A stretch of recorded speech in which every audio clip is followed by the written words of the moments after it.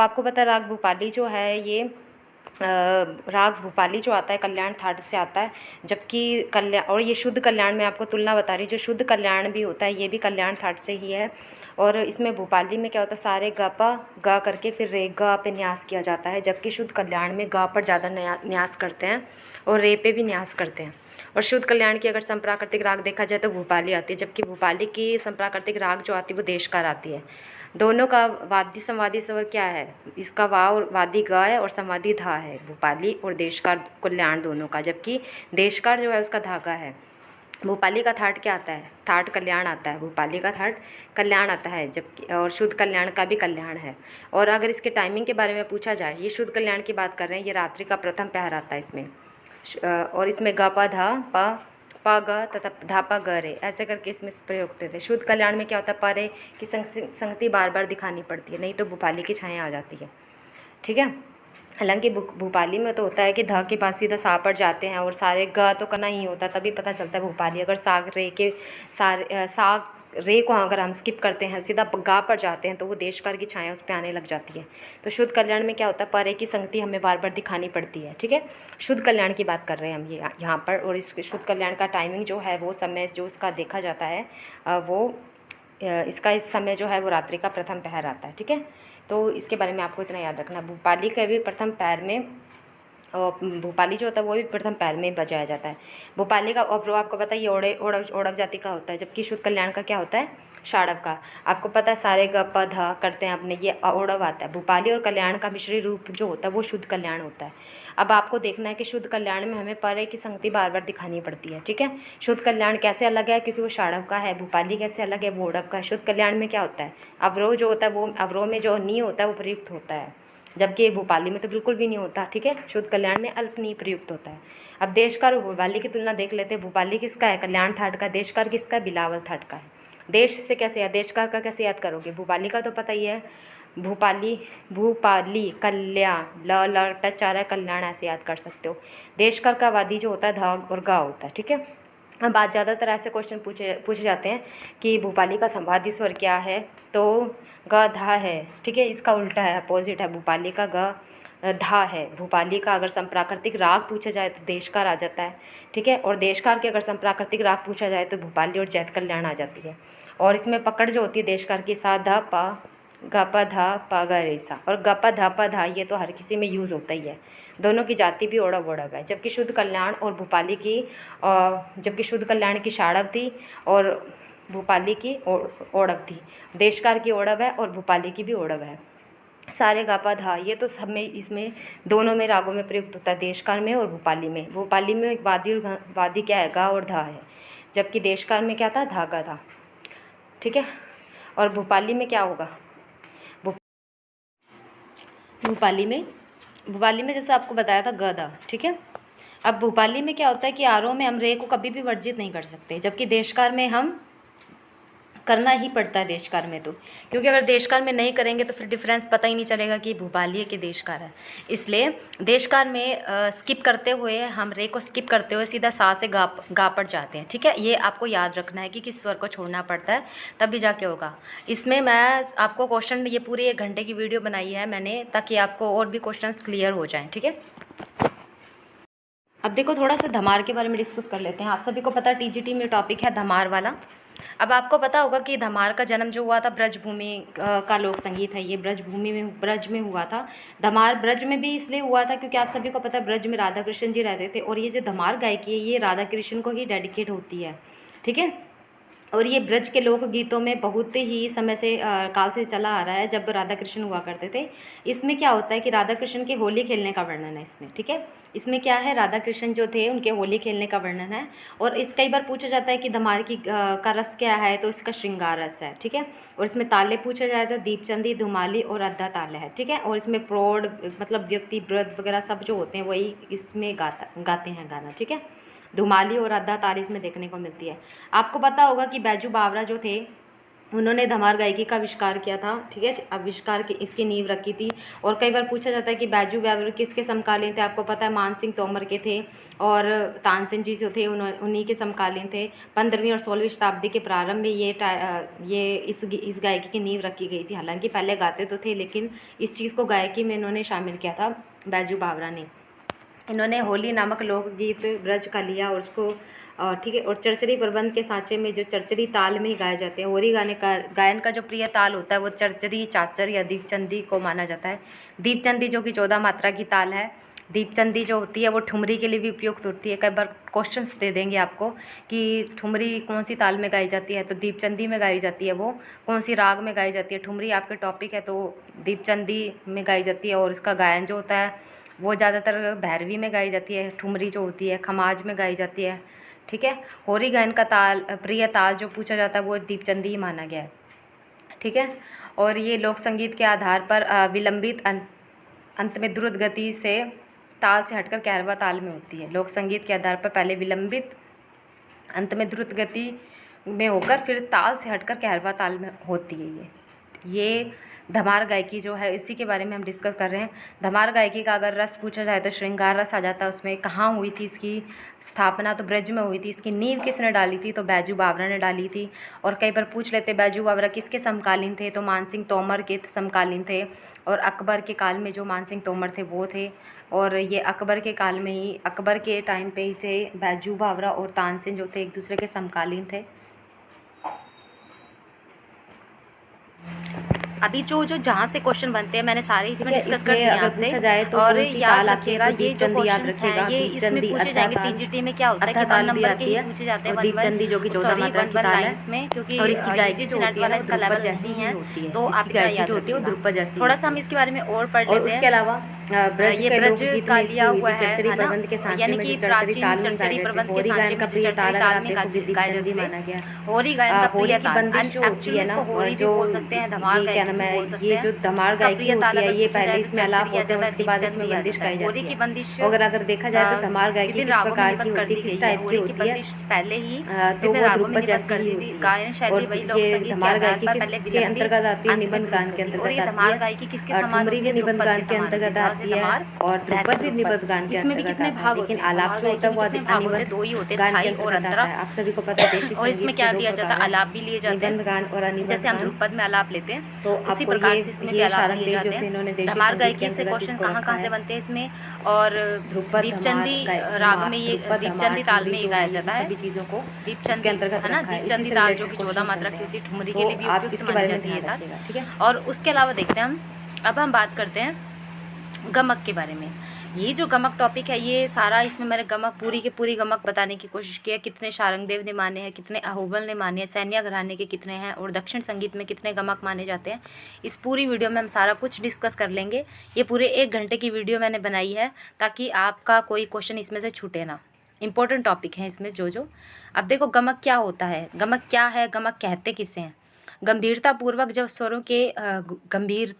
स्वरों के उच्चारण को क्या कहते हैं, गमक। अब संगीत रत्नाकर में इसके लिए बोला गया है कि गमक निकलने के लिए हृदय में जोर लगाते हैं। गमक निकलने के लिए हृदय में जोर लगाते हैं। आप सभी को पता है मीड़, वलित, कुरुल, काफ़ी सारी आ जाती है ना गमक के प्रकार, हमें काफ़ी सारे देखने को मिले हैं। और इस वीडियो में हम एक एक करके गमक के प्रकार जो हैं वो डिस्कस करने की कोशिश करेंगे। और गमक के बारे में संगीत रत्नाकर में ये बोला गया है कि गमक निकालने के लिए हृदय में जोर लगाते हैं। ये शारंगदेव का संगीत रत्नाकर 13वीं शताब्दी का जो ग्रंथ आता है। अब गमक की थोड़ा सा पढ़ लेते हैं कि किसी भी स्वर को अगर हम गंभीरतापूर्वक उच्चारण करते हैं तो उसे क्या कहते हैं, गमक कहते हैं। गमक को गाने के लिए क्या हृदय पर जोर लगाते हैं। स्वरों के एक विशेष प्रकार के कंपन को जो सुनने में अच्छे लगे उसे क्या कहते हैं, गमक कहते हैं। उसके अलावा देखो तीरिप को क्या बोला जाता है, हिलोल भी बोलते हैं इसको। तीरिप को आज क्या बोलते हैं, हिलोल बोलते हैं। इसमें क्या होता है, स्वरों का वेग से कंपित किया जाता है और ये इसका टाइमिंग क्या होता है, 1/8 मात्रा का काल होता है, जैसे आपको देख रखा है। सफूरित इसको क्या बोलते हैं, गिटकरी। इसमें कंपन का काल कितना होता है, 1/6 मात्रा का काल होता है, 1/6 मात्रा का, यानी 1 में 6 स्वर। सफूरित गिटकरी।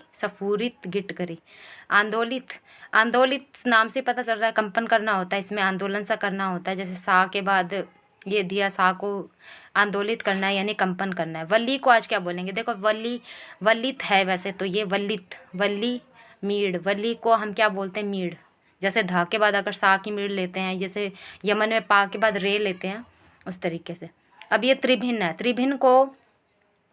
त्रिभिन्न जो है इसको आज त्रिभिन्न जब 3 स्थानों को छूकर चौथे पर पहुंचा जाए तो उसे क्या कहते हैं? त्रिभिन्न कहते हैं। और इसमें एक प्रकार से किसी एक स्वर पर एक साथ 3 स्वरों का, जैसे रे सा नी सा, कर्ण दिया जाता है, कर्ण सा दिया जाता है। त्रिभिन्न को एक तरह से कर्ण स्वर बोल सकते हैं। कुरुल को घसीट बोलते हैं आजकल। प्राचीन काल में क्या होता था, गमक के 15 प्रकार माने जाते थे, पर आधुनिक समय में गमक को हरकत, खटका, मुर्की, मीड़, जमजमा आदि नामों से जाना जाता है। और गमक का ये एक प्रकार बताया मैंने, कुरुल। कुरुल को क्या बोलते हैं? घसीट। कुरुल को क्या बोला जाता है? घसीट बोलते हैं। जैसे मंद्र पा से ऊपर वाले पा पर जाना, मध्य पा पर जाना। और आहत क्या होता है? संचार करते समय जब किसी स्वर से अगले स्वर को छूकर मूल स्वर पर लौट आए तो उसे आहत गमक कहते हैं। ये एग्जाम्पल आप देख सकते हो उसमें, सा रे सा। आहत गमक इसी को कहते हैं कि जब किसी स्वर से अगले स्वर को छूकर वापस उसी दूसरे स्वर पे आ जाए।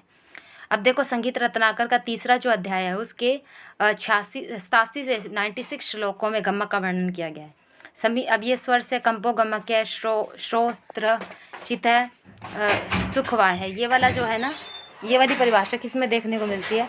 ये कई बार परिभाषा देते हैं तो ये गमक की परिभाषा जो है संगीत रत्नाकर ग्रंथ है उसमें देखने को मिलती है। गमक के 4 प्रकार से, 4 तरीके से बताए गए हैं गमक। 4 तरीके से मेंशन हम सारे डिस्कस कर रहे हैं इस वीडियो में। ये देखो, संगीत रत्नाकर के 15 गमक कौन कौन से? तीरिप, सफूरित, कंपित, लीन, आंदोलित, वलित, त्रिभिन्न, कुरुल, आहत, उल्लासित, पलावित, हुमफित, मुद्रित, नामित, मिश्रित। ये संगीत परिजात के देख लो 20 से जो चयवित, कंपति, प्रत्याहत, द्विराहत, सफूरित, अनाहत, शांत, तीरिप, घर्षण, अवकर्षण, तिकर्षण, स्वस्थान, अवग्रह, कर्तरी, पुनः स्वस्थान, सफूट, शनच्चय, सुढालु, हमफित, मुद्रा। ये मैंने संगीत परिजात के इसलिए दिए हैं, आप सभी को पता हुआ अहोबल आपका टॉपिक है तो वो दे सकते हैं कि अवकर्षण का संबंध अहोबल ने किससे माना है, कर्तरी का संबंध किससे माना है। क्वेश्चन कैसे भी दे सकते हैं। तो ये अवग्रह आप ये इसके जो संगीत परिजात में अहोबल ने जो 20 गमक के प्रकार बताए आप इसको भी याद कर लीजिएगा। संगीत रत्नाकर के तो हमें याद रखने हैं कि 15 माने। दक्षिण संगीत का भी उसमें टॉपिक है, उसमें भी पूछे जाते हैं 10 गमक के प्रकार है, लेकिन संगीत परिजात के अनुसार भी गमक के आपको याद रखने हैं। चवित, कंपति, प्रत्याहत, द्विराहत हमारे उत्तरी संगीत में नहीं है, अनाहत है, शांत भी नहीं है, तीरिप है, घर्षण भी नहीं है, अवकर्षण भी नहीं है, तिकर्षण भी नहीं है, स्वस्थान अपने है, लेकिन किसका नाम है? आलाप का नाम है, स्वस्थान अपने है। अवग्रह का आपका मतलब समझते ही हो। अवग्रह जब हम रा अगर ले लिया तो उसके आगे अवग्रह हमने लगा दिए तो मतलब उसको रा आ ऐसे करना है। सफूट क्या है? शनुच्चय, सुडाल्य, हमफित, मुद्रा। मुद्रा तो अपने तो डांस में मानी जाती है मुद्रा कि हाँ भाई भरतनाट्यम की मुद्रा क्या है, कथक की मुद्रा क्या है। तो क्वेश्चंस देखो सारे बताती हुई चल रही हूँ, आप सोचिए ना, मैं आपके लिए और एक और घंटे की वीडियो बना दूंगी। आप टेंशन क्यों ले रहे हो? मैं आपका पूरा टॉपिक कंप्लीट कर दूंगी जब तक आपका पेपर नहीं हो जाता। और मैंने तो आपके लिए इतना अच्छा प्लान सोचा है कि हाँ भी आप 600 में आप अगर जमा करते हो उसमें मैं आपको क्वेश्चंस भी दे दूंगी सारे। 6 वीडियो आपको प्रोवाइड कराऊंगी और उस 6 के 6 वीडियो में साथ में आपको PDF भी दे दूंगी कि अगर आप PDF वीडियो नहीं देखना चाहते तो आप PDF देख लो, क्योंकि वीडियो आप देखोगे उसमें मैं एक्सप्लेनेशन ज़्यादा करूँगी तो इस हिसाब से आप समझ जाओगे।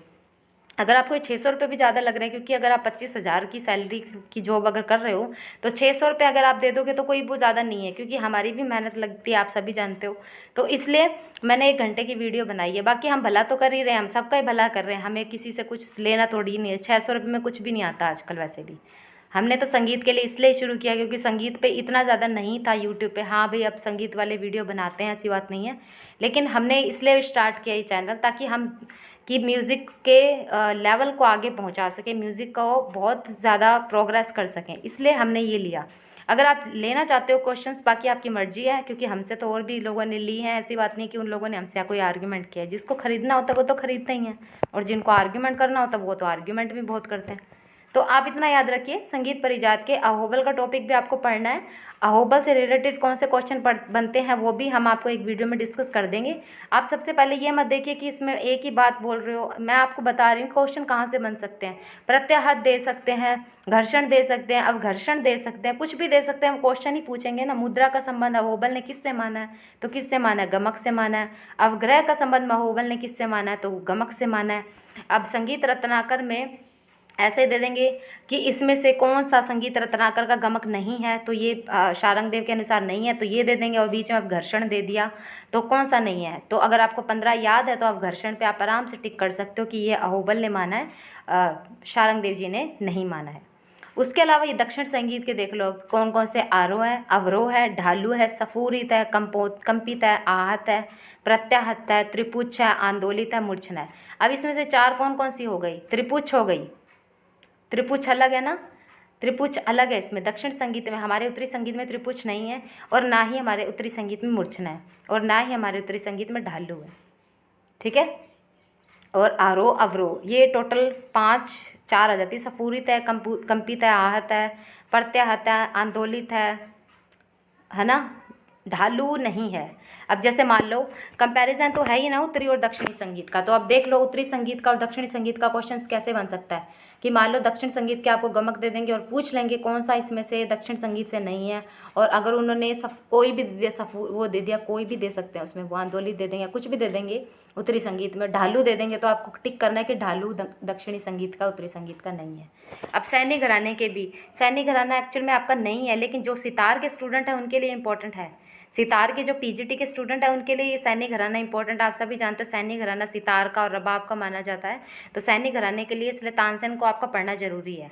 तो इसमें कौन सी मानी है सैन्य घराने में प्रचलित गमक कौन कौन सी है? हुमफित, खादत, गणपत, आहत, अनाहत, आंदोलित। ये हमारे आहत, अनाहत, आंदोलित है। प्रहत नहीं है, बुवाहत ये भी नहीं है, दूराहत ये भी नहीं है, अथरत ये भी नहीं है, शांत, तीरिप, खरेशन, औखरेशन, नीसुथान, ये कुछ डिफरेंट से नेम है, ये इतना नहीं पूछा जाएगा। लेकिन अगर सितार के स्टूडेंट है तो थोड़ा सा उनको इस बात का ध्यान रखना है कि हाँ भी वो कर लेंगी तो कोई दिक्कत वाली बात भी नहीं है अगर आप कर लेते हो इसको।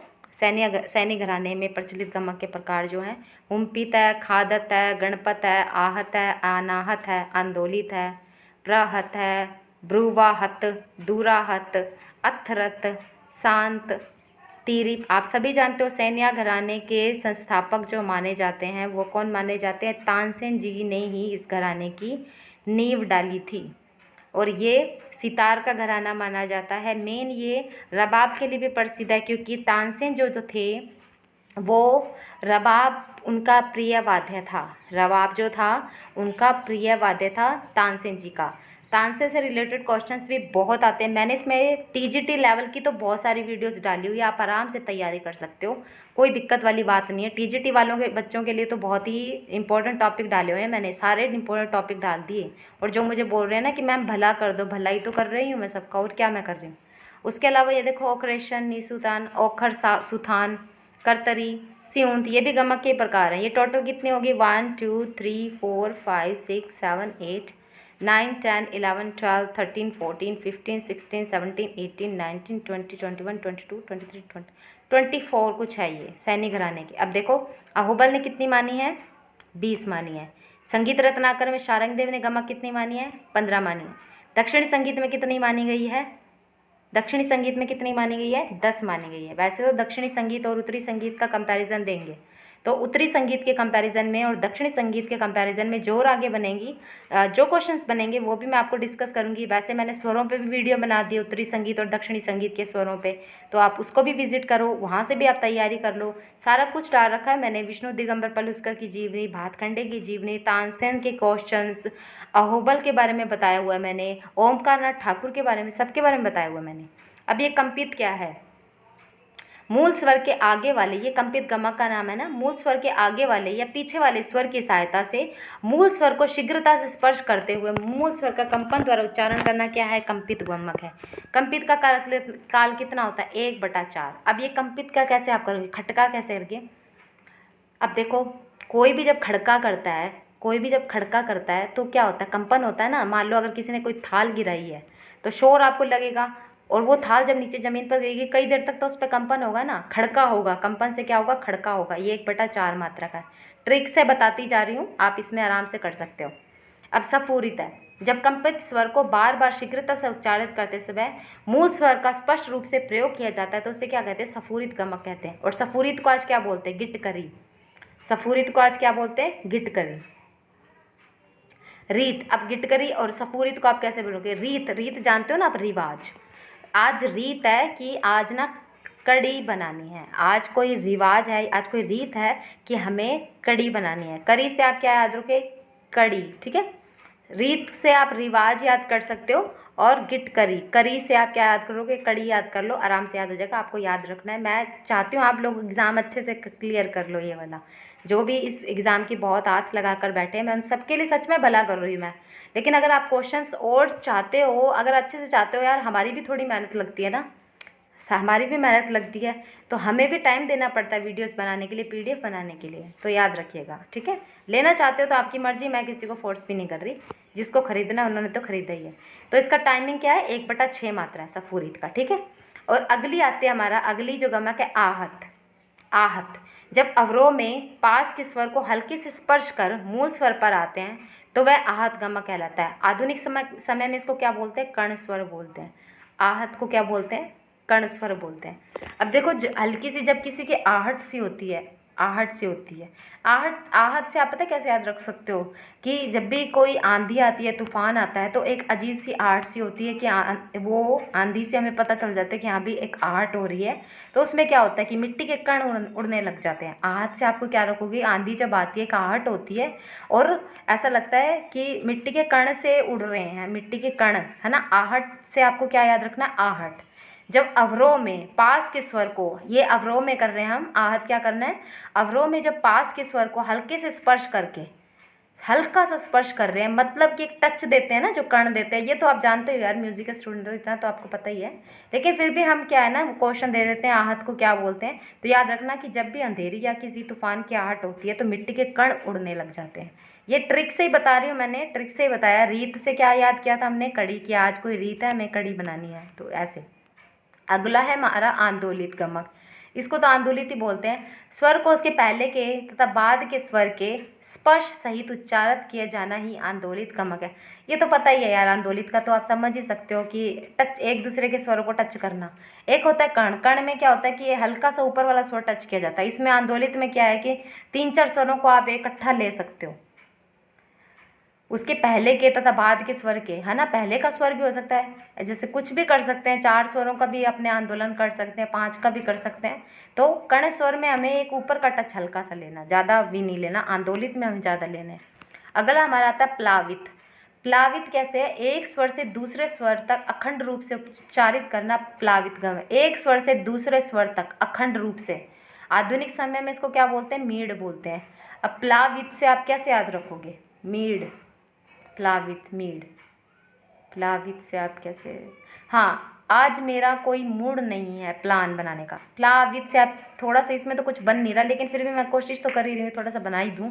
मीड से आपको क्या याद रखना है? मूड, कि आज मेरा कोई मूड नहीं है, मेरा कोई आज मूड नहीं है कोई भी प्लान बनाने का। प्लान, मीड से क्या रखा? मूड। 2 याद हो जाएगी यार, इतना तो कर लोगे आप, याद हो जाएगा, थोड़ा सही है, कोई टिपिकल नहीं है।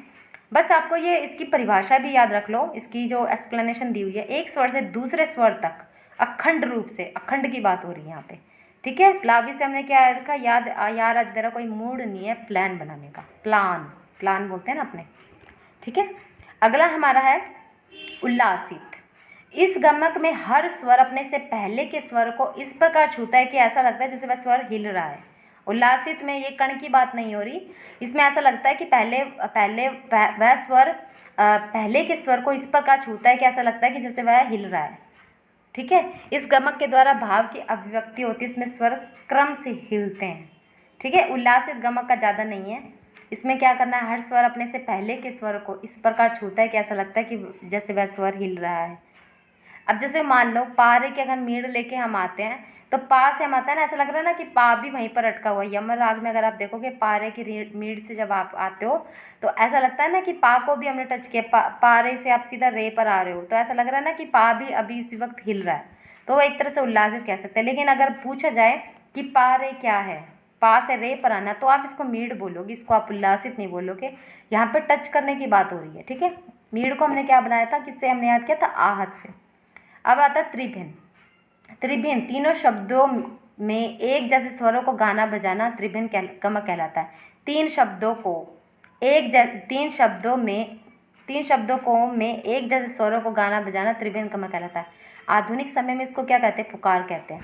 अब देखो त्रिभिन्न से आपको क्या याद रखना है, त्रिभिन्न, त्रिनेत्र किसके होते हैं, शिव के होते हैं ना, कि उनको कोई भी पुकारे तो वो खुश हो जाते हैं। जैसे कि वो रावण जो था वो उनका बहुत बड़ा भक्त था, उन्होंने उनको पुकारा तो उनको आशीर्वाद उन्हें अच्छा दिया।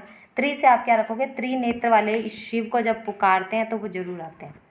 तिरीप, इसमें स्वरों का प्रयोग, तिरीप तीव्र, तिरीप तीव्र, ती से शुरू हो रहा है ये भी, इसमें क्या होता है स्वरों का प्रयोग कैसा होता है, तीव्र गति से होता है। तिरीप में क्या होता है, स्वरों का प्रयोग तीव्र गति से होता है। तिरीप तीव्र, तिरीप तीव्र, ठीक है।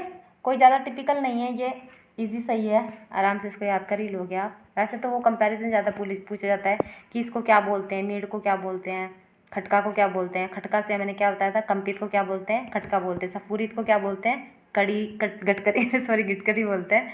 करी बनानी है, रीत है कि करी बनाएंगे ऐसे कुछ ऐसे कर सकते हो। अब वलित, वलित में क्या करना है, 4 स्वरों को बार बार शीघ्रता से इस प्रकार बनाना है कि उसका चक्र सा बन जाए।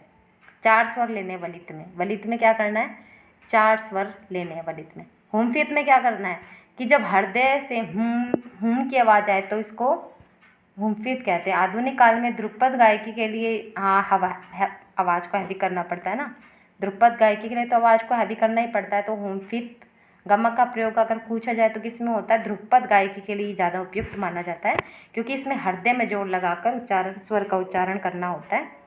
और वलित के अंतर्गत क्या लेते हैं, 4 स्वरों को लेते हैं। वलित में क्या लेते हैं, 4 स्वरों को लिया जाता है। तो ये भी इजी है, कोई टिपिकल नहीं है, ठीक है। हुमफित में क्या करते हैं, जो हृदय के से जोर लगाकर, हुमफित का किस में करेंगे हम, आधुनिक काल की जो ध्रुपद गायकी है उसमें इसी गमक का यूज़ किया जाता है। तो आपको इतना याद रखना है इसके बारे में, ठीक है। उसके बाद है लीन। लीन में क्या होता है कि स्वर पर अधिक समय तक ठहराव ही लीन, मतलब कि हम कि मान लो हमें कोई सा लगाना है, सा जब हम लगाते हैं, षड्ज का रियाज जब हम करते हैं, हमें क्या करते हैं, हम लीन हो जाते हैं उसमें, लीन हो जाते हैं ना उसमें, हम एक तरह से क्या हो जाता है, लीन हो जाते हैं। जब समय पर ठहराव करना, लीन हो जाना, लीन तो हम उसी चीज़ में होते हैं ना जिस एक चीज़ पे हम फोकस कर ले, तो मतलब हम लीन हो गए। मुद्रित में क्या होता है, इस गमक में स्वरों का प्रयोग कंपन मुंह को बंद करके किया जाता है। अब मुद्रित मुंह, मुद्रित मुंह, मुंह को मतलब एक मुद्रा में आ जाता है, कंपन मुंह को बंद करके किया जाता है। इस गमक में क्या होता है, स्वरों का कंपन जो होता है मुंह को बंद करके किया जाता है। मुद्रित, कंपन करना है इसमें हमें मुंह को बंद करके, मुंह मुद्रित, मुंह मुद्रित, मुंह मुंह वर्ड यहाँ पे शो हो रहा है ना। लीन में क्या होना था कि एक ही स्वर में हमें लीन होना है, ये हो जाए, ये हो जाता है।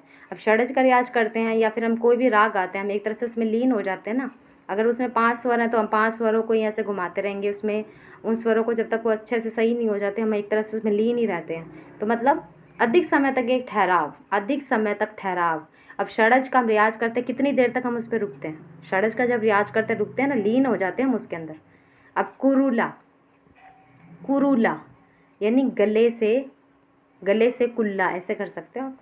गले को संकुचित करके गाना ही क्या है, कुरुला, यानी कि गले से कुल्ला ऐसे करके, गले की बात जब हो कुरुला से कुल्ला कर सकते हो आप। गले को भाई, जब गले को हम अच्छा करना चाहते हैं, जब गले में हम अपने संकुचन लाना चाहते हैं, अच्छे से उसको गाना चाहते हैं, तो क्या करेंगे हम, कुल्ला करते हैं ना, गरारे करते हैं ना, तो वो ऐसे कर सकते हो आप। अब नामित क्या है, स्वरों में कंपन जब कोमलता से किया जाता है तो वो क्या है, नामित गम है। अब कोमलता से क्या है, नाम मात्र, मतलब कोमलता से आप कैसे करते हो, उसका एक तरह से नाम ले रहे हो, वो भी सॉफ्ट तरीके से, कोमल, कोमल नाम, कोमल नाम ऐसे कर सकते हो। स्वरों में कंपन जब कोमलता से किया जाता है तो वह नामित गमक कहलाता है। कोमल नाम, कोमल नाम की कोई लड़की, ऐसे नामित से कैसे याद रखोगे, कोमल से, कि स्वरों में कंपन जब कोमलता से किया जाता है तो वह कौन सा गमक कहलाता है, नामित गमक। और कुरुला से क्या बताया था मैंने, गले को संकुचित करना। अब मिश्रित गमक क्या है, इस गमक में 2 या 2 से अधिक गमकों का, अब मिश्रित का मतलब क्या होता है, मिश्रित का मतलब ये होता है ना कि काफ़ी चीज़ें उसमें, काफ़ी चीज़ों का मिश्रण हो जाए उसमें।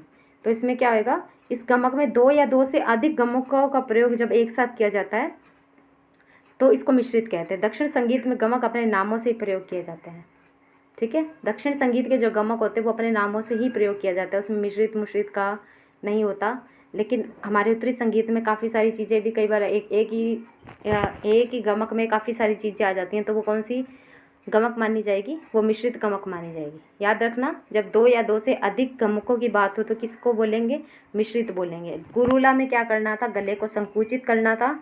वलित, वलित आहत में क्या था? तो आप इसको थोड़ा सा याद कर लेना, ट्रिक मैंने इसमें बता दी। अब हम बात करते हैं ख्याल की। ख्याल क्या है? ये भारतीय संगीत का एक रूप है और एक ध्रुपद का एक भेद है। और ये कौन से गायकी में आता है? निबद्ध गान में आता है। धमार भी निबद्ध गान में आता है, ठुमरी भी निबद्ध गान में आती है, क्योंकि ये ताल में बद्ध होती है। ठीक है।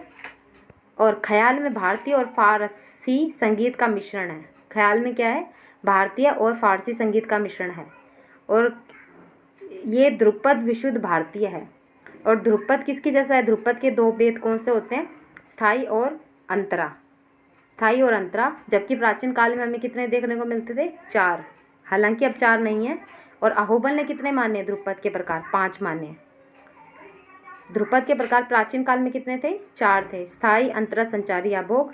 और अहोबल ने 5 माने हैं। मैंने एक क्वेश्चन मेंशन किया था अहोबल वाला, मैंने एक वो बनाई थी वीडियो, तब मैंने आपको बताया था। प्राचीन काल में प्रबंध और रूपक, 2 प्रकार की गान शैली प्रचलित थी। आपको पता है ना, प्रबंध और रूपक, ये 2 गायन शैली थी। अब रूपक पूछ लेते हैं क्या है रूपक। तो ये रूपक आज तो ताल है, लेकिन पहले गान शैली थी। प्रबंध शैली से ध्रुपद का विकास हुआ। ध्रुपद का विकास किससे हुआ? प्रबंध शैली से हुआ। और रूपक से किसका हुआ? ख्याल और ठुमरी का। ठीक है, याद रखना, ये क्वेश्चन बन सकता है कि प्रबंध से तो हम ध्रुपद शैली का विकास हुआ है, लेकिन ख्याल और ठुमरी का किससे हुआ है? रूपक से हुआ है। रूपक और प्रबंध क्या थे? ये प्राचीन काल में थे। अमीर खुसरो ने क्या किया था? ख्याल गायकी का परिशोध किया था 14वीं शताब्दी में। जौनपुर के सुल्तान हुसैन शाह जो थे, उन्होंने ख्याल को विशेष प्रोत्साहित किया। 14वीं शताब्दी की बात हो रही है, सुल्तान हुसैन शाह थे जो। और उसके पश्चात 18वीं शताब्दी में मुगल सम्राट मोहम्मद शाह के समय में जो थे ना दरबारी कलाकार सदारंग और अदारंग, 18वीं शताब्दी की बात हो तो सदारंग और अदारंग आएंगे। 14वीं शताब्दी की बात आए तो सुल्तान हुसैन शाह आएंगे। और जबकि वो अमीर खुसरो जो थे वो 13वीं शताब्दी में कुछ थे। तो उस हिसाब से आप ख्याल के लिए उनका नाम मेंशन किया जाएगा। ठीक है। तो 3 जने थे ये, जो इन्होंने 3-4 जने हैं जो इन्होंने ख्याल को फेमस किया। और ये ख्याल किससे निकल के आया है? रूपक से। ठुमरी किससे निकल के आई है? रूपक से। ध्रुपद किससे निकल कर आया है? प्रबंध से। अब ख्याल के कुछ बहुत फेमस कलाकार कौन कौन से माने जाते हैं? भातखंडे जी हैं, विष्णु दिगंबर पलुस्कर हैं, उस्ताद करीम खां और उस्ताद फयाज खां। उस्ताद फयाज खां जो कि आगरा घराने से बिलोंग करते हैं, उस्ताद करीम खां जो किराने घराने से बिलोंग करते हैं, और विष्णु दिगंबर पलुस्कर भी किराना घराने से ही बिलोंग करते हैं। ठीक है। उस्ताद फयाज खां के बारे में आपको याद रखना है, इन्होंने नोम तोम के अलाप की खोज की थी। और ख्याल के प्रकार कितने होते हैं? 2 होते हैं ना, विलंबित और द्रुत। जिस ख्याल की रचना ध्रुपद शैली पर होती है वह विलंबित लय में होता है। विलंबित लय में कौन कौन सा? तिलवाड़ा, झुमरा, चौताल और एक ताल में गाया जाता है। इसको हम क्या कहते हैं? बड़ा ख्याल कहते हैं। जो ख्याल चप्पल चाल से चले, है ना, त्रिताल हो गई, एक ताल हो गई, झपताल में गाया जाता है, वो द्रुत ख्याल होता है। क्योंकि 3 ताल की गति जो होती है वो कैसी होती है? द्रुत होती है ना। तो याद रख लेना, कई बार ये ताले भी दे देंगे कि कौन सी ताल में ख्याल नहीं गाया जाता, तो ये याद रख लेना कौन कौन सी तालें यहाँ पे। तिलवाड़ा दी हुई है, झुमरा दी हुई है, आड़ा चौताल दी हुई है, एक ताल दी है, 3 ताल दी है और झपताल दी हुई है। याद रखना, ध्रुपद जो होता है वो झपताल में नहीं गाया जाता, सूल ताल में गाया जाता है। अब हम बात कर लेते हैं ठुमरी की। ठुमरी क्या है? मैंने आपको बताया प्राचीन काल की ठुमरी किससे निकल कर आई है? रूपक से। ध्रुपद किससे निकल के आया है? प्रबंध से। ध्रुपद किससे निकला है? प्रबंध से निकला है ठुमरी। और ख्याल किससे निकले हैं? रूपक से निकले हैं। ठीक है। तो अब हम इस वाले थोड़ा सा टॉपिक हम ठुमरी से लेंगे। गमक का टॉपिक मैंने क्लियर कर दिया, धमार के बारे में भी बता दिया, अब ठुमरी के बारे में बताती हूँ। ठुमरी जो है वो भारतीय शास्त्रीय संगीत की एक गायन शैली है। इसमें क्या होता है? रस, रंग और भाव की प्रधानता होती है। श्रृंगार रस प्रधान शैली मानी जाती है ठुमरी। कई बार क्वेश्चन दे देते हैं ठुमरी में कौन सा रस है? तो श्रृंगार रस है। और ये रागों के मिश्रण की शैली भी है, जिसमें एक राग से दूसरे राग में गमन की भी छूट होती है, और रंजकता तथा भाव व्यक्ति इसका मूल मंतव्य है। इसी वजह से इसे अर्धशास्त्रीय गायन के अंतर्गत रखा जाता है। तो क्वेश्चन बनता है ये, ठुमरी किसके अंतर्गत आती है? शास्त्रीय संगीत नहीं है ये, सुगम संगीत भी नहीं है, ये क्या है? अर्धशास्त्रीय संगीत है। क्योंकि इसमें एक राग से दूसरे राग में टच आते रहते हैं, अलग अलग राग का यूज़ कर सकते हैं। ठुमरी की बंदिश कैसी होती है? छोटी होती है। इसमें रस पूछा जाए तो कैसा? श्रृंगार रस है। और ये राधा कृष्ण, इसमें ज़्यादातर राधा कृष्ण के प्रेम का प्रेम का व्याख्या होती है इसमें, प्रेम राधा कृष्ण के प्रेम की व्याख्या होती है, उसी से रिलेटेड विषय को सब्जेक्ट को चुनते हैं ये। ठुमरी में राग भी चपल प्रवृत्ति की होती हैं। कौन कौन सी होती है? खमाज, भैरवी, तिलक, कामोद, तिलंग, पीलू, काफी, झंझोटी, जोगिया। अब ये कई बार क्वेश्चन दे देते हैं ठुमरी कौन सी राग में नहीं गाई जाती, तो ये रागे आप देख लेना कौन कौन सी हैं जिसमें एक गाई जाती है। तो खमाज में गाई जाती है, भैरवी में, तिलक कामोद में, तिलंग में, पीलू में, काफ़ी में, झंझोटी में, जोगिया में। इसकी लंबाई कमी होती है और ये ज़्यादातर कहरवा, दादरा और झपताल में ज़्यादा गाई जाती है। दीपचंदी भी देखने को मिलती है और ठुमरी और झपताल भी, ठीक है। और इसमें भी क्या है, एक ताल से दूसरे ताल में जाने की छूट रहती है। ठुमरी में एक राग से दूसरी राग में भी जा सकते हैं और एक ताल से दूसरी ताल में भी जा सकते हैं। अब ठुमरी क्या एक भाव प्रधान है और चप्पल चाल वाला गीत है। इसमें शब्द कम होते हैं लेकिन शब्दों को अलग अलग तरीके से प्रेजेंट करना पड़ता है, जैसे हम ख्याल गाते हैं उसी तरीके से। लेकिन ये है कि ख्याल और ठुमरी दोनों एक जैसे ही हैं क्योंकि ये रूपक से निकल कर आए हैं। इसकी गति ज़्यादा द्रुत भी नहीं कर सकते क्योंकि अति द्रुत तो हम तराने की कर सकते हैं लेकिन ठुमरी की इतनी नहीं कर सकते। दीपचंदी अथवा जत ताल और पंजाबी त्रिताल का वादन इसमें किया जाता है। कौन सी तालें हैं? दीपचंदी, जत ताल, पंजाबी त्रिताल, कहरवा भी आती है, दादरा भी आती है, तो ये भी याद रख लेना। ताले मैंने बता दी, खमास, देश, तिलक कामोद, तिलंग, पीलू, काफ़ी, भैरवी, झंझोटी और जोगिया। ठुमरी कैसी गायकी है? श्रृंगार रस की गायकी है और इसमें दोनों पक्षों पे जोर दिया जाता है, श्रृंगार रस के संयोग पक्ष पे भी और वियोग पक्ष पे भी, ठीक है। याद रखिएगा ताले इसमें कौन सी है? दीपचंदी, जत ताल, पंजाबी त्रिताल, कहरवा, दादरा, ये सारी तालें आती हैं। और इसमें क्या है, एक राग से दूसरे राग में जा सकते हैं और इसमें एक ताल से दूसरी ताल में भी जा सकते हैं। ठुमरी क्या है? एक भाव प्रधान और चपल चाल वाला गीत है। अब टाइम में वर्तमान समय में इसके इतने नहीं है, ये वर्तमान समय में इतनी ज़्यादा ठुमरी के बारे में कलाकार नहीं मिलते। छन्नू लाल मिश्र जो थे वो ठुमरी काफ़ी गाते थे, वो ऐसा बोलते हैं कि अब ठुमरी के कलाकार नहीं हैं।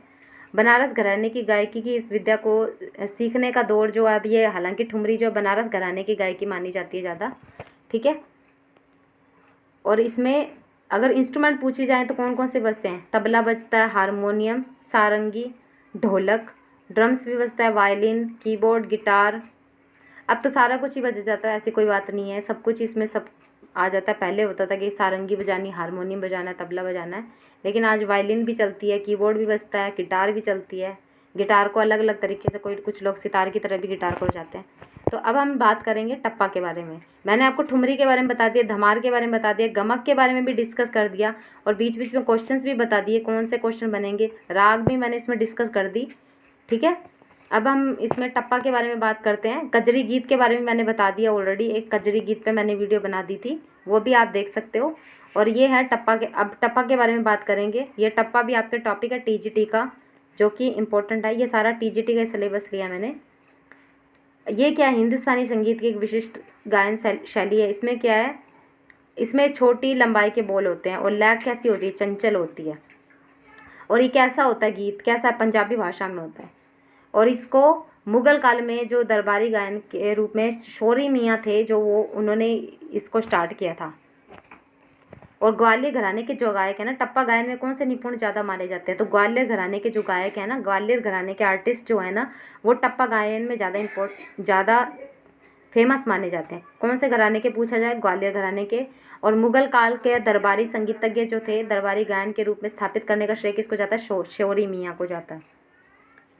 गुलाम नबी शौरी है ना, कई बार क्वेश्चन देते हैं गुलाम नबी शौरी का संबंध किससे है? तो टप्पा से है। और क्वेश्चन ऐसे दे देंगे मान सिंह तोमर का संबंध किससे है? ध्रुपद से है, ठीक है। शास्त्रीय शैली का रूप दिया। मियाँ गुलाम नबी अवध के नवाब आसफ उद्दौला के दरबारी गायक थे, ठीक है। अब ये गुलाम नबी शौरी किसके दरबार में थे? तो याद रख लो आप, आसफ उद्दौला के दरबार में थे। और टप्पा गायन शैली में क्या होता है? टप्पे के तान प्रयुक्त किए जाते हैं और इसमें टप्पे का ठेका यानी कि पंजाबी ताल जो होती है वो चलती है। और इसमें तिहाई का प्रयोग आवश्यक होता है। टप्पों को नियमानुसार आलाप को ठुमरी में गाया जाता है।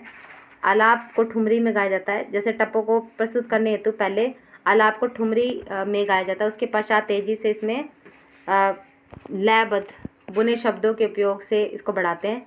टप्पा गायकी में किस चीज़ का यूज़ होता है? जमजमा का, गीतकारी का, खटका का, मुर्की का, हरकत का और कई अलंकार प्रयोग किया जाते हैं टप्पा गायन में। किस किस का यूज होता है? जमजमा, मुर्की, हरकत, खटका। खटका मैंने आज क्या बताया था? खटका की कौन सी गमक है? कंपित है। आहत की कौन सी थी?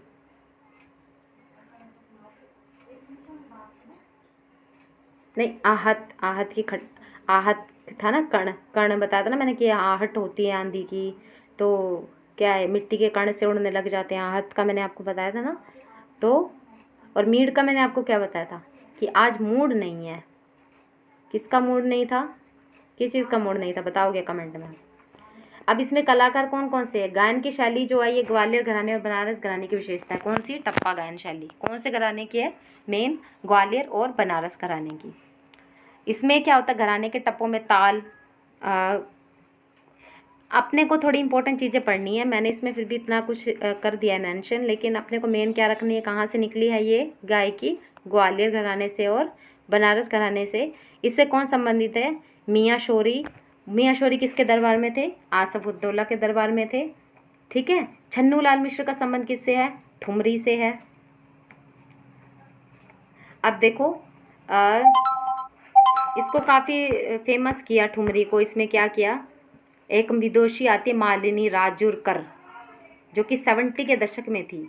इन्होंने उसमें ताने भी लगाई, इसमें टप्पा में तानों लगाई, मूर्छना जैसी तकनीकों का प्रयोग किया और एक शैली को नया रूप दिया। किसने दिया था ये?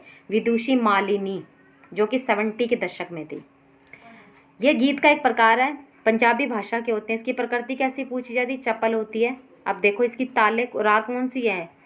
देखो, ठुमरी भी श्रृंगार रस की है, टप्पा भी श्रृंगार रस की है। ध्रुपद कौन सी प्रकृति का है? गंभीर प्रकृति का है, क्योंकि उसमें, और ध्रुपद के लिए कौन सी गमक मैंने बताई थी फेमस है? हुमफित। और ये कौन सी है? अभी देखो इसमें प्रकृति इसकी कैसी है? पंजाबी ताल की प्रकृति, पंजाबी जो टप्पा है इसकी प्रकृति कैसी है? चप्पल है। रस कौन सा है इसमें? श्रृंगार रस है। अब रागे भी देख लो कौन सी है? काफी, भैरवी, पीलू, देश, खमाज, झिंझोटी। टप्पा के कितने भाग होते हैं? 2। ख्याल के कितने भाग होते हैं? 2। ध्रुपद के कितने होते हैं? 2। प्राचीन काल में कितने थे ध्रुपद के? 4। अहोबल ने कितने माने? 5। क्वेश्चन देखो कितने सारे बता दिए मैंने आपको, फिर भी कहते हो मैम भला कर दो, भला कर दो। ये भला ही तो कर रही हूँ और मैं क्या कर रही हूँ। इसकी गायन शैली गीत के अनेक प्रकारों से बिल्कुल भिन्न है। ठीक है।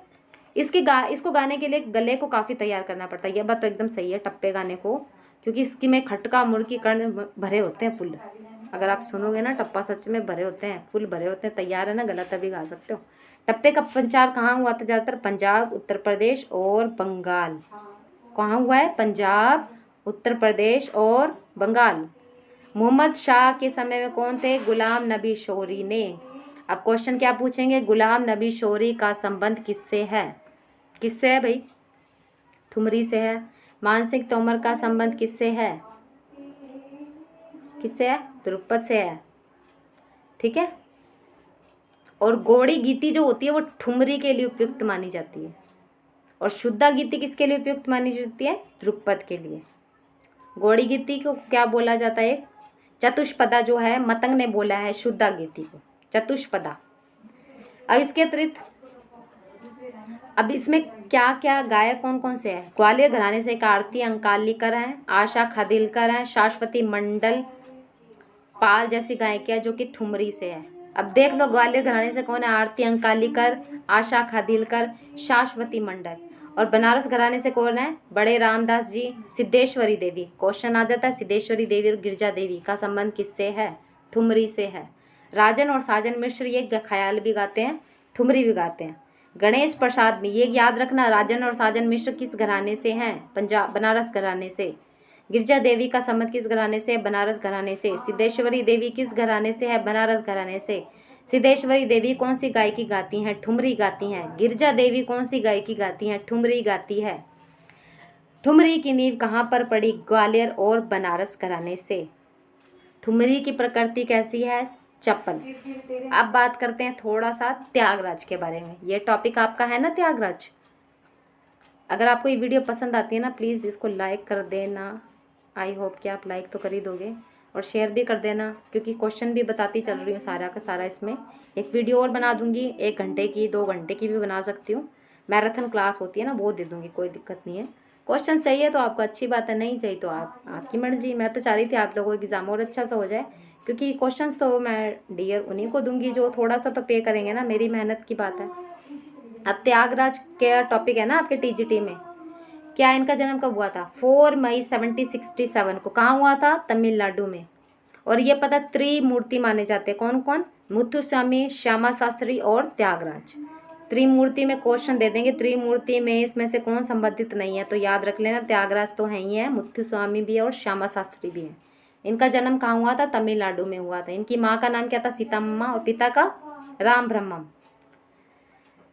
त्यागराज ने अपनी कृति में बताया कि सीता मम्मा, माया मम्मा, श्री रामुदीन माँ तंत्री अर्थात सीता मेरी माँ है और श्री राम मेरे पिता है। ये बात इन्होंने बोली है। इसके जरिए शायद वो दो बातें स्पष्ट करना चाहते थे। एक और वास्तविक माता पिता के बारे में बताते हैं, दूसरी प्रभु राम के प्रति अपनी आस्था प्रदर्शित करते हैं। ठीक है, इनकी माँ कौन है? सीतम्मा, और पिता कौन है? राम ब्रह्मम। याद ही यार, सीता माता आ गई यार, राम सारे आ गए इसमें, तो राम सीता दोनों ही आ गए त्यागराज के। ठीक है, तो इतना आप याद रख लेना। इनका जन्म याद रखिएगा 4 मई 1767। कहाँ? तमिलनाडु। त्रिमूर्ति में कौन आते हैं? श्यामा शास्त्री, मुथुस्वामी और त्यागराज। अब त्यागराज ने अपने जीवन काल में कम से कम 600 कृतियां लिखी थी। तेलुगु में इनके 2 नाटक आते हैं, प्रहलाद भक्ति विजयम और नौका चरितम। ये आ जाता है क्वेश्चन, ये क्वेश्चन दे देंगे, प्रहलाद भक्ति विजयम ग्रंथ किसका है? तो किसका है? त्यागराज का। कौन सी लैंग्वेज में है? तेलुगु में है। नौका चरितम किसका है? त्यागराज का है। और कौन सी लैंग्वेज में है? ये तेलुगु में है। ठीक है, और प्रहलाद भक्ति विजयम 5 दृश्यों में है और ये 45 कृतियों का नाटक है। और जबकि नौका चरितम है एकांकी और उसमें 21 कृतियां हैं। याद रखना, प्रहलाद भक्ति विजयम में कितनी? 45, और नौका चरितम में कितनी है? 21। पंचरत्न को इनकी सर्वश्रेष्ठ। अब ये देखो, पंचरत्न आ जाता है। पंचरत्न का संबंध किससे है? त्यागराज से है। पंचरत्न का क्वेश्चन बन जाएगा, पंचरत्न रचना किसकी है? त्यागराज की है। कीर्तनम और दिव्यान कीर्तनम की भी इन्होंने रचना की। इन्होंने संस्कृत में भी गीतों की रचना की और इनके अधिकतर गीत किस लैंग्वेज में? तेलुगु में। सबसे बड़ा तो अपने को प्रहलाद भक्ति विजय में याद रखना है। कितनी कृतियाँ हैं इसमें? 45 है। और नौका चरित्रम में कितनी है? चरितम में 21 है। इन्होंने 600 से अधिक कृतियाँ लिखी है। प्रहलाद भक्ति विजयम की लैंग्वेज क्या है? तेलुगु। नौका चरितम की लैंग्वेज क्या है? तेलुगु। त्यागराज, पंचरत्न का संबंध किससे है? पंचरत्न रचना किसकी है? त्यागराज की। और इनकी जो डेथ हुई थी 6 जनवरी 1847 को हुई थी। कहाँ हुई थी? तंजौर जिले के तिरुवरूर में इनकी समाधि है।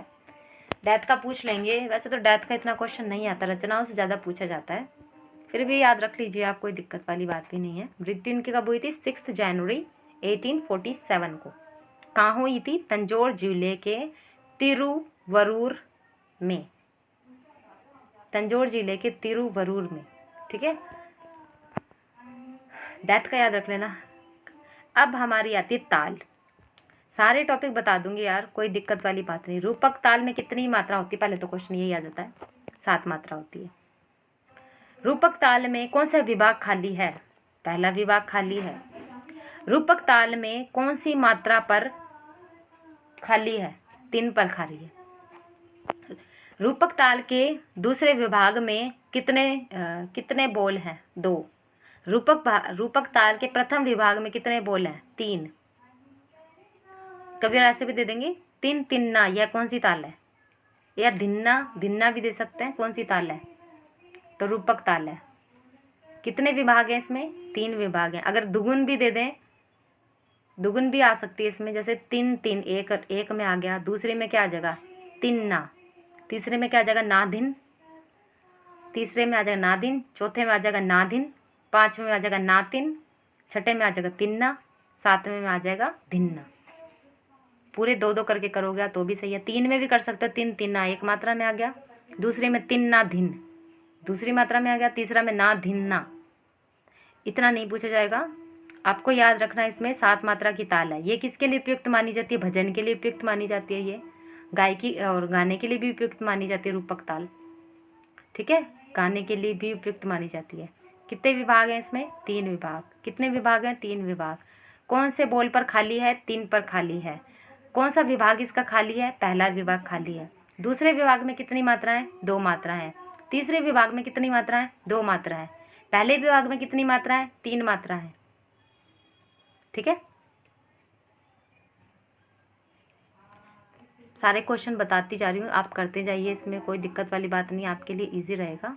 कोई टिपिकल नहीं है ये। इसको लिखने में मुझे टाइम वेस्ट हो रहा था, इसलिए मैंने ये एक इमेज ली है, जिसकी भी आई डोंट नो, लेकिन बस मुझे थोड़ा सा आपको समझाना था, इसलिए। तिन तिन्ना धिन्ना धिन्ना। अब आती है हमारी पंचम सवारी ताल, आपको पता ही होगा, ये भी थी इसमें, है ना। पंचम सवारी ताल आपके इसमें है। पंचम सवारी ताल कितनी मात्रा की है? 15 लोगों की सवारी। पंचम तो आ गया, 5 आ गया। पंचम सवारी ताल 15 लोगों की सवारी। 15 लोगों की सवारी, उनको कितने जगह पे जाना था? 4 जगह जाना था। 15 लोगों को कितने जगह जाना था? 4 विभाग से आपको याद रखना है, 4 जगह पे जाना था। अब इसमें ताली कौन कौन सी है? 1 4 12 पर, 1 4 12 पर ताली, 1 4 12 पर ताली, 1 4 12 पर ताली, खाली 8वीं मात्रा, खाली 8वीं मात्रा। ठीक है, कैसे?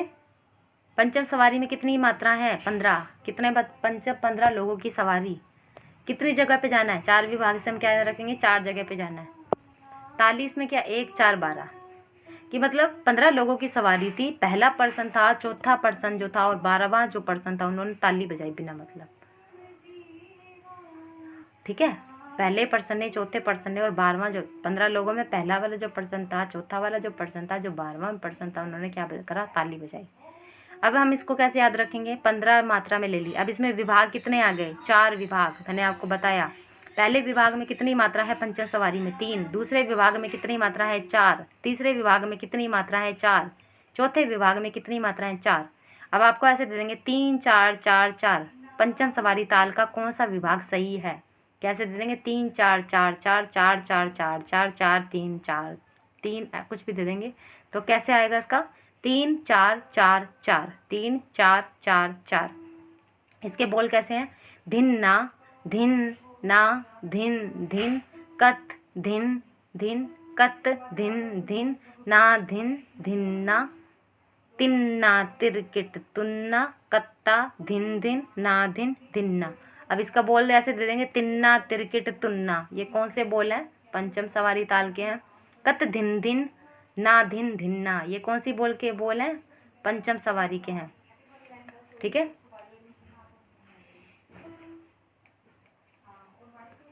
और इसकी दुगुन अगर देखें तो कैसे करेंगे? धिन ना धिन धिन, कत धिन धिन ना धिन।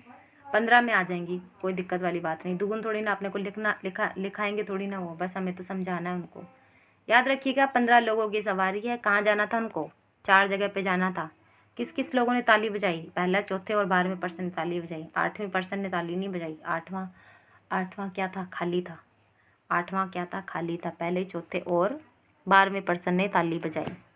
पंचम सवारी ताल की दुगुन कैसे? धिन्ना धिन धिन, कत धिन धिन ना धिन, धिन्ना ना त्रिक, तिन्ना तिरकिट, तुन्ना कत्ता, धिन धिन ना धिन, धिन्ना धिन, ना धिन धिन, कत धिन धिन, ना धिन धिन्ना। पंचम सवारी ताल। ठीक है, पंचम सवारी ताल से क्वेश्चन जो बनेंगे वही मेन बता दी मैंने। मात्रा पूछ लेंगे, विभाग पूछ लेंगे उसके। और पंचम सवारी ताल को अगर 11वां का एक आवर्तन में देना हो तो कैसे करेंगे? 15 को आप 8 से डिवाइड कर देना, जितना भी आएगा ना वो उतनी उसकी लयकारी बन जाएगी। क्वेश्चन दे देंगे ना कि 15 पंचम सवारी ताल को 11वां में एक आवर्तन देना है, तो आपको उसको बता देना कि 15 को आप क्या करोगे? 8 से भाग दे दोगे, 8 से भाग दोगे, फिर जो भी आएगी ना वो बचेगा ना, जो भी वो कौन सी लयकारी बनेगी आप वही मेंशन कर देना। अब पंचम सवारी की ताल में 3 भाग के जोड़े बना ले तो ताल की आड़ या 3/2 मात्रा में ताल प्राप्त हो जाएगी। पंचम सवारी ताल की आड़ का प्रारंभिक स्थल ताल की 6ठी मात्रा पर है। देखो, धिन ना, धिन धिन, आड़ कैसे बनाएंगे हम? 3/2 का कुछ करेंगे तो ये आड़ बनेगी। आप इसको देख लेना, मैंने तो यहाँ पे तरीका मेंशन कर दिया कि कैसे बनेगी, आप इस चीज़ को देख लेना। ठीक है, बस क्वेश्चन ज़्यादातर ये इतना नहीं वहाँ पे पूछ रहेंगे, आपको बस ये दे देते हैं वो 12 मात्रा में करो या 11वां में करो। अब दरबारी कानड़ा के बारे में थोड़ा सा डिस्कस कर लेते हैं। ये भी आपके टॉपिक में है। राग दरबारी कानड़ा जो थी तानसेन जी की राग है, ये तानसेन जी ने बनाई थी। तानसेन किसके दरबार में थे? अकबर के दरबार में थे। बैजू बावरा किसके समकालीन थे? तानसेन जी के समकालीन थे। तानसेन किसके दरबार में थे? अकबर के दरबार में थे। कंठाभरण वाणी विलास की उपाधि किसको दी गई थी? तानसेन को दी गई थी। तानसेन कौन सी वाणी के हैं? गोबरहार वाणी के हैं। तानसेन ने गोबरहार वाणी का संबंध किससे है? ध्रुपद से है। ठीक है। उनकी इस बेटी का नाम क्या है? तानसेन की बेटी का नाम सरस्वती। उनके पुत्र कौन है? मैंने उसमें पहले बता दिया आपको। कुछ ग्रंथों में इसको कर्नाटकी, अब ये देखो कर्नाट दे देंगे, कर्नाट गौड़ दे देंगे कि राग का संबंध किससे है? तो दरबारी कानड़ा से है। कर्नाट भी बोलते हैं इसको, कर्नाटकी भी बोलते हैं, कर्नाट गौड़ भी बोलते हैं। कन्नड़ शब्द कर्नाट शब्द का ही अपभ्रंश है। कानड़ा के पूर्व दरबारी शब्द का प्रयोग मुगल शासक के समय में प्रचलित हुआ था। कानड़ा के कुल 18 प्रकार माने जाते हैं। अब ये क्वेश्चन आ जाता है कई बार, कानड़ा के कितने प्रकार माने जाते हैं? 18। अब कानड़ा की थाट पूछ लेंगे, कौन सी है? असावरी है। ठीक है, कानड़ा की कौन सी है? असावरी है। कानड़ा का वाद्य और संवादी क्या है? रेपा। रेपा कानड़ा और वाद्य इसको। और इसकी जाति कौन सी है? संपूर्ण षाड़व। जाति कौन सी है? षाड़व संपूर्ण। ठीक है। संप्राकृतिक राग अगर पूछी जाए तो अड़ाना। असावरी आ रही है ना बीच में, तो संप्राकृतिक राग अड़ाना बन जाएगी। गायन समय क्या है? रात्रि का द्वितीय पैर। अब देखो दरबार जो होता है वो रात्रि का द्वितीय पैर जो होता है तभी तो ज़्यादा सुंदर लगता है ना। रात्रि का जब द्वितीय पैर होता है दरबार तो तभी ज़्यादा खिलता है। तो दरबारी कानड़ा से कान्हा का दरबार जो है वो रात्रि के द्वितीय पैर में ज़्यादा खिलता है। संप्राकृतिक राग में अड़ाना। अड़ाना दरबारी कानड़ा। अड़ाना, अड़ा अड़ा का टच आ रहा है ना, तो संप्राकृतिक राग अड़ाना कानड़ा। कानड़ा कानड़ा अड़ा, ऐसा कर लो। संवादी स्वर इसका, अब क्वेश्चन ज़्यादा ना वादी से कम संवादी से ज़्यादा पूछे जाते हैं। तो कैसे है? दरबारी कानड़ा। अगर आपको इसका याद करना है कि मैंने दरबारी कानड़ा की ट्रिक कैसे बनाई है, कर लो। जितनी भी रेपा की सारे रे ऋषभ और पंचम जिसका वादी संवादी स्वर है सारा याद हो जाएगा आपको। इसमें क्या होता है? पूर्वांगवादी राग होने के कारण इसका विस्तार जो होता है मध्य सप्तक में होता है। दरबारी कानड़ा गंभीर प्रकृति के राग है। रस करुण, करुण रस पूछा जाता है, वैसे इसमें करुण रस आ जाता है। प्रकृति पूछी जाए तो गंभीर है। विलंबित लय में इसका गायन सुंदर लगता है। ऑफकोर्स सुंदर लगता है क्योंकि इसके स्वर जो है गंभीर है, और गंभीर स्वरों को जब धीरे गाते हैं तो, और गंभीर राग जो होती है उनको धीरे गाते हैं तभी वो विलंबित लय में उसको गाएंगे तभी वो गंभीर ज़्यादा लगेगी। इसको सीधा सीधा आप गा दोगे नहीं लगेगी। अब इसकी पकड़ देख लो, ग रे रे सा, ढानी सा रे सा, ये आप पकड़ देख लेना। इसमें गा पे और धा पे ज़्यादा वो किया जाता है, न्यास आंदोलित किया जाता है एक तरह से। गा और धा को ना आंदोलित बहुत ज़्यादा किया जाता है, जिससे ये पता चलता है दरबारी कानड़ा का। ठीक है। अड़ाना याद रख लेना, दरबारी कानड़ा की संप्राकृतिक राग क्या है? अड़ाना। रेपा इसका वादी और संवादी है। गायन समय क्या था? मैंने बताया था दरबार जो होता है दिन रात्रि के द्वितीय पैर में ज़्यादा सुंदर लगता है। ठीक है। और ये मैंने आपको बता दिया, पूर्वांगवादी राग होने के कारण इसका अधिकतर विस्तार मध्य सप्तक में होता है। दरबारी कानड़ा जो है तानसेन जी की राग है, तानसेन जी ने इसकी बनाई थी दरबारी कानड़ा को। इसको क्या बोलते हैं? कर्नाट, कर्नाटकी, कर्नाट गोड़। अब कर्नाट गोड़ भी दे देंगे, कर्नाट गोड़ किसको बोला जाता है, तो आप दरबारी कानड़ा मेंशन कर सकते हो। ठीक है।